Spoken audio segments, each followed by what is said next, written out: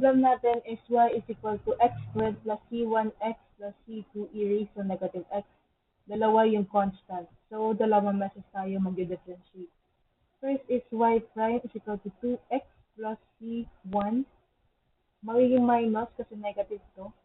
c2 e raised to negative x. Y double prime is equal to 2. Ito magiging 0 na lang. Plus, kasi negative, c2 e raised to negative x. So, pwede natin itong i-combine dalawa kasi may parehas na values pero opposite signs. So, makakancel natin yan.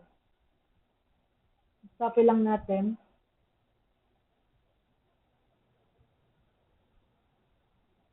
Dito.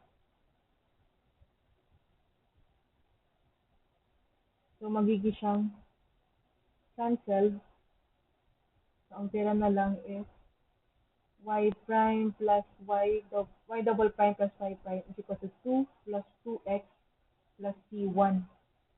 So, pwede natin dito makuha yung value ng c1. Magiging y double prime plus y prime is equal to, ilipat na natin to the left side, pati ito, itong dalawa lipat sa left side. So, magiging negative 2x plus, wala na, equals c1. From the original equation, pwede natin i-substitute dito yung c1. Pero may isa pa tayong problem, which is c2 e raised to negative x. Pero makukuha natin yan dito sa equation 3. Solve natin. Magiging y double prime is equal to 2 plus c2 e raised to negative x. c2 e raised to negative x is equal to y double prime minus 2. Substitute na natin itong nakuhang values na to.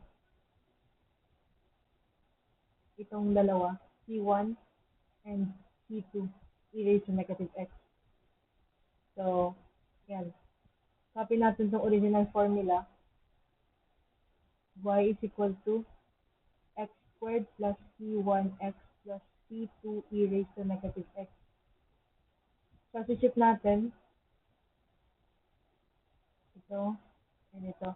Magiging y is equal to x squared plus itong value na to, y prime plus y double prime plus y prime minus 2 minus 2x. Multiply natin sa x plus c2 e raised to negative x, ito yan, y double prime minus 2. Distribute na natin or simplify. So, magiging y is equal to x squared plus y double prime plus xy prime minus 2x minus 2x squared plus y double prime minus 2. Tignan natin kung may pwede tayong i-simplify. Ayun, meron. May like terms na x squared and negative x squared. Negative 2x squared. Negative 2 plus 1 is negative 1. So, y is equal to negative x squared. Meron pa ba?